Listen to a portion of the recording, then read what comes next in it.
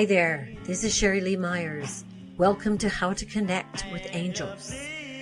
We believe that no matter what, every person has the unconditional love and help of angels, our messengers from God. But we have to be willing to believe, and we have to be willing to ask. That's what our film, The Glitch, that we are shooting here in New Orleans is all about, with the help of some amazing music and talent. If you're curious, visit us at theglitchmovie.com and take a look. But now, right now, let's talk to someone who's devoted to helping us make a divine connection. Raul Estevez is an international educator, trainer, psychic, and spiritual healer who has offered his guidance, healing, and mentorship to people around the world. He is also an award-winning professional educator, receiving the Vice Chancellor's Award for Teaching Excellence from Victoria University in Melbourne, Australia. Raul Estevez is a quantum bioenergetics advanced facilitator and a certified angel card reader and flower therapy healer trained by Doreen Virtue and Robert Reeves. Raul has published 1 deck of cards and 2 books with White Light Publishing House. The deck is called The Guiding Star of Life Inspirational Cards. His children's book is called My Little Angels Talk to Me, and it comes with a detachable coloring section. The second book is the internationally acclaimed My Angels Connections, a set of short stories Raul has written to inspire everyone to connect to their angels. Raul Estevez, hello from New Orleans. Hello, Sheri. Thank you so much for speaking to me. It is a thrill to me to be able to communicate to another angel person on the other side of the planet. Tell us where you live. I actually live in Sydney, Australia. It just sounds so amazing. And you are an author, you are a publisher, you are a reader, you are a channel. Well, yes, I'm a learner about many things. Mm-hmm. But you've been an educator. I mean, you have professionally served as an educator for how long was that, Raul? It's been almost 20 years that I've been an educator for. But as my late grandmother used to say, I never forgotten where I came from, Sheri, and I started cleaning toilets in a hotel. And I grew in that hotel career, and truly that hotel career took me around the world. And then I became an educator. People usually said, "Oh, Raul, you're a teacher." And I said, well, no, I help people learn, which is a different type of slant into all of this, because helping people learn is putting yourself in their shoes and understanding that sometimes we're coming into a learning environment with a little bit of trepidation, a little bit of fear. And if you've been a learner, you know what it's like. And then when you demystify that idea that, well, I'm the lecturer, like many people call themselves in universities. I taught in universities, not only in Australia, but worldwide. And I taught in different languages, which is even more challenging. My God, that's so great. And it was not only just helping people learn in another language. I have to translate the material. And although Spanish is my mother tongue, I never taught in Spanish, and translating was a big deal. Wow. But I rose up to the challenge, and I help people learn not only in South America. I help people learn in North America, in Europe, in the South Pacific, in China. Many places that I've been so fortunate to help people. So you have had a connection with people all over the world. You had this reach. Yeah. I remember saying to my late grandmother when I was a child, "Grandma, I'm going to be a citizen of the world." Oh my goodness. And I have. Now tell me, where did you grow up? I grew up in a tiny little country in South America called Uruguay. And if for people that they may not know geography all that great, is located in the bottom of South America between Argentina and Brazil on the East Coast. Holy cow. Holy cow. And you found yourself here. I found myself in Australia. Long story short, when I was a young teenager, I came out to my parents and my grandma as a gay man. And in those days, in Uruguay, it was illegal to be gay. And I had a middle sister here in Australia. And in those days, you can actually do what it was called family reunion. And my parents were at the age of retirement already. So they decided to actually pack up and bring us all to Australia. In order for me to have a normal life without being prosecuted. My goodness, you have had such angels at your side. Ever since I was born. Yes. Now, and I know your book, and the forward to your book, everything about you is just fascinating because as a child, you were very present with the angels, weren't you? Indeed. Listen, I was angelically looked after since before I was born and to the point of birth, because in those days, and I'm talking truly last century, when I was born, for the young people these days, I was born last century. Had a 19 something. Yeah. In the 1900s. Yes, that's so funny. Yes, I was. Late 1900s, mid 1900s. That's it. Keep going. And correct. And I'm not afraid to tell my age. Actually, I'm actually 54. All right. So I'm quite happy to say that. Yeah, looking good. And before I was actually born, the doctors found out that I had the umbilical cord wrapped around my neck twice. So I couldn't go down the birth canal. Otherwise, truly, I was going to strangle myself. Yeah. So they have to do cesarean on my mother in order for me to be born.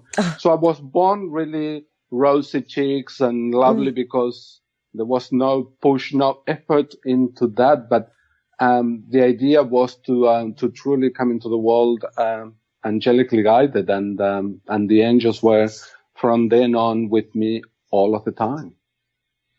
And as a child, they were part of your life. They were on my daily life, and I remember talking to my mother and my grandma, and they used to say, you know what, Raul, is beautiful, and keep on telling us all your little stories about the angels, but don't speak to the children outside because they may not really understand. And hence, what later in my life I wrote a children's book called My Little Angels Talk to Me, because nowadays you can talk to children and they understand about the angels and they put no barriers. And something beautiful that happened with that book that happened to me not long ago, and talk about reaching far and wide. A mother in Bhutan bought my book for her child, and she sent me a picture of this gorgeous child and his cousin reading My Little Angels Talk to Me in Bhutan. And she said to me, my goodness, my son loves your book so much, and I'm going to send him to schools for show and tell. And I told other parents to buy this book that is beautiful. And I was blown away. It's beautifully illustrated, and it also has at the back of the book an area for them to color in all the little angels that are part of the little stories inside. And that area, they can actually remove it because it's perforated, so they can remove the page and put it in the fridge and show it off to mom and dad. And I wrote here because I remember being a child and said, bring these little angels to life with your own coloring in. Don't be restricted by the lines. Color freely. Because I remember when I was a child at school, draw and color within the lines. And I thought, no, but I want to color outside. Again, the name of your book, your children's book, is? My Little Angels Talk to Me. And it's been designed with an handle, because I want little kids to grab the book by the handle and to take it outdoors, sit under a tree and read. That is so great. Oh, Raul, I love this. Just to fill out our understanding about your life and about who you are. And I would really like to dive a little deeper into the events that happened in 2014 in the Indian Ocean that were incredibly dramatic and changed your life. And that's how and why you are here now. So please give us that story. Okay. Well, I was working in a very exclusive resort in the Indian Ocean, and I will not disclose the name because it doesn't really matter for the purpose of what happened. Yeah. And I was there as I always do, helping people learn. I was in charge. I was the director of learning and development for this resort. And although the big title, I never believed my own tale. I will have a bicycle and I will go around the resort, pedaling away, checking that people are actually conducting training the way that they needed to conduct, going to all the different restaurants, to all the different venues in the resort, making sure that things are happening, helping them out, showing them the way, and people loving what I was doing. Long story short, a year after I arrived, in that country that I was in, there were not such a thing as industrial relations law. So when people are not getting what they want, for example, if they are not getting paid correctly or they want a pay rise or whatever, there's no true avenue to actually pursue. And the only thing that they know is to actually revolt. And on a particular night, I remember receiving a call on one of my telephones and saying they're revolting and they're actually coming, expats are coming under attack, and particularly people that they are directors. So pick up your passports and just go to this designated beach. We had about 26 of those in this island. And I remember looking outside and seeing them coming, and people that I trained, people that I was working with, that they transformed into something that I could see only darkness coming through their eyes, and knocking on people's doors and banging on windows. And I found myself jumping out of my apartment. Luckily, there were only one story. I remember talking at that point in time to Archangel Michael and saying to Archangel Michael, I am terrified. And he said to me, okay, Raul, just relax. I understand your fear, but I want you to walk briskly, not to run, because if you run and you fall, I'm not going to be able to help you. So it's the middle of the night. It's a resort and lights are dimmed, and I'm using the light on my mobile phone to guide me on the pathway. Luckily, I was already in the island for a year, so I knew the layout rather well, so I could reach that designated beach and arrive there and see the other expats and security and the boat coming. And I usually say, in a situation of this extreme, you tend to see the reality, and you tend to see people's, when people show you the true colors, I usually say, when people show you the true colors, do not repaint them. Or when people tell you who they are, listen. And on that very night, the person in charge, the general manager, was there with us. And he was pushing, shoving, and elbowing to get on the boat first. And I just thought, okay, you're telling me who you are, and I'm listening. You are showing me your true colors, and I see them. Yeah. And he ended up hurting his shin on the side of the boat. Right.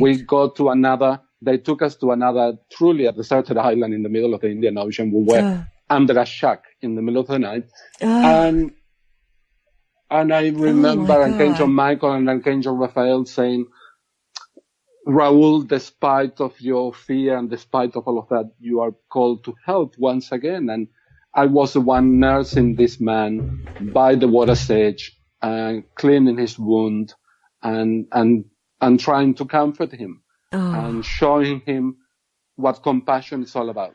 Oh, Raul. Wow. It's a point of importance to me now that I'm talking to you about the story, because I can actually talk about like a story. I still feel, but I don't feel so attached as I was, that I couldn't string a sentence together because I will burst into tears.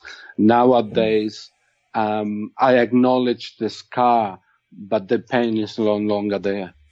Now, we're talking specifically about that terror that you had to go through, and you have PTSD, but that's subsided. Is that kind of what you're saying?